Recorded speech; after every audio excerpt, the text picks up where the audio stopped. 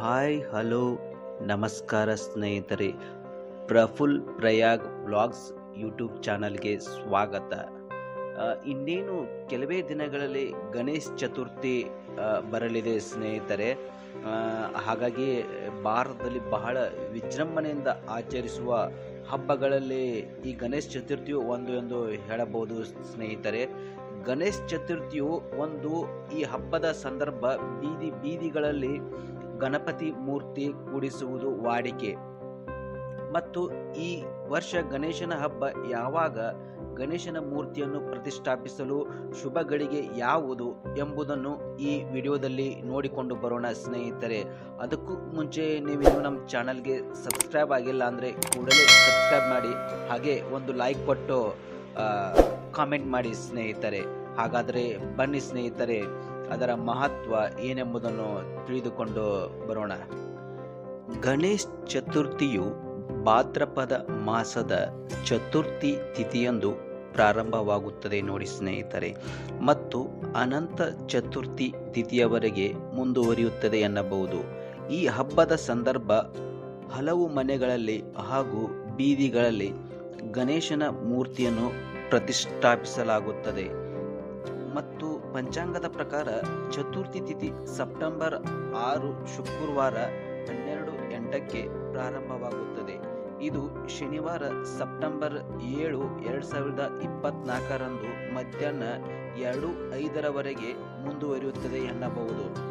ಹಾಗೂ 7ನೇ ತಾರೀಕಿನ ದಿನದಂದು ಉದಯ ತಿಥಿ ಆಗಿರುವುದರಿಂದ ಇಂದು ವಿನಾಯಕ ಚತುರ್ಥಿ ನಡೆಯಲಿದೆ. ಅಂದರೆ ಸೆಪ್ಟೆಂಬರ್ 7ರಂದು ಗಣೇಶ್ ಚತುರ್ಥಿ ಆಚರಣೆಗೆ ಸೂಕ್ತ ಎಂದು ಹೇಳಲಾಗುತ್ತದೆ ಎನ್ನಬಹುದು ಸ್ನೇಹಿತರೆ. ಭಾದ್ರಪದ ಮಾಸದಲ್ಲಿ ಬರುವ ಗಣೇಶ್ ಚತುರ್ಥಿಗೆ ವಿಶೇಷ ಮಹತ್ವವಿದೆ ಎಂದು ಪುರಾಣ ಗ್ರಂಥಗಳಲ್ಲಿ ಉಲ್ಲೇಖಿಸಲಾಗಿದೆ. ಪುರಾಣಗಳ ಪ್ರಕಾರ ಇದು ಗಣೇಶನ ಜನಿಸಿದ ದಿನ. ಗಣಪತಿಯ ಹುಟ್ಟುಹಬ್ಬ ಆಚರಿಸುವ ಜನರು ತಮ್ಮ ಮನೆಗಳಲ್ಲಿ ಗಣೇಶನ ಮೂರ್ತಿಯನ್ನು ಪ್ರತಿಷ್ಠಾಪಿಸಿ 10 ದಿನಗಳ ಕಾಲ ವಿಜೃಂಭಣೆಯಿಂದ ಆಚರಿಸುತ್ತಾರೆ ಮತ್ತು ಪೂಜಿಸುತ್ತಾರೆ. ಅನಂತ ಚತುರ್ಥಿಯ 10ನೆಯ ದಿನದಂದು ಈ ಗಣೇಶ ಮೂರ್ತಿಗಳನ್ನು ವಿಸರ್ಜನೆ ಮಾಡುತ್ತಾರೆ ಎನ್ನಬಹುದು. ಇನ್ನು ಚತುರ್ಥಿಗೆ ಶುಭ ಮುಹೂರ್ತ ನೋಡುವುದಾದರೆ ಮಂಗಳಕರ ಸಮಯ ಚತುರ್ಥಿ ಪ್ರಾರಂಭ ಸೆಪ್ಟೆಂಬರ್ 6, 2024 ಮಧ್ಯಾಹ್ನ 3:01 ಗಂಟೆಯವರೆಗೆ. ಆಮೇಲೆ ಚತುರ್ಥಿ ಮುಕ್ತಾಯ ನೋಡುವುದಾದರೆ ಸೆಪ್ಟೆಂಬರ್ 7, 2024 ಸಂಜೆ 5:37 ಗಂಟೆಯವರೆಗೆ. ಇನ್ನು ನಿಷೇಧಿತ ಚಂದ್ರನ ವೀಕ್ಷಣೆ ಸಮಯ ನೋಡುವುದಾದರೆ ಬೆಳಿಗ್ಗೆ 9:30 ರಿಂದ ರಾತ್ರಿ 8:45 ಅಂದರೆ ಒಂದು ದಿನದ ಮೊದಲು ನಿಷೇಧಿತ ಚಂದ್ರನ ವೀಕ್ಷಣೆ ಸಮಯ. ಸೆಪ್ಟೆಂಬರ್ 6ರಂದು ಮಧ್ಯಾಹ್ನ 3:01 ರಿಂದ ಪ್ರಾರಂಭವಾಗಿ ರಾತ್ರಿ 8:16 ಇನ್ನು ಮಧ್ಯಾಹ್ನ ಗಣೇಶ ಪೂಜಾ ಮುಹೂರ್ತ 11:03 ರಿಂದ 1:34 ಗಣೇಶನ ಪೂಜೆ ಒಳ್ಳೆಯ ಮುಹೂರ್ತ ಅಂತೂ ಹೇಳಬಹುದು.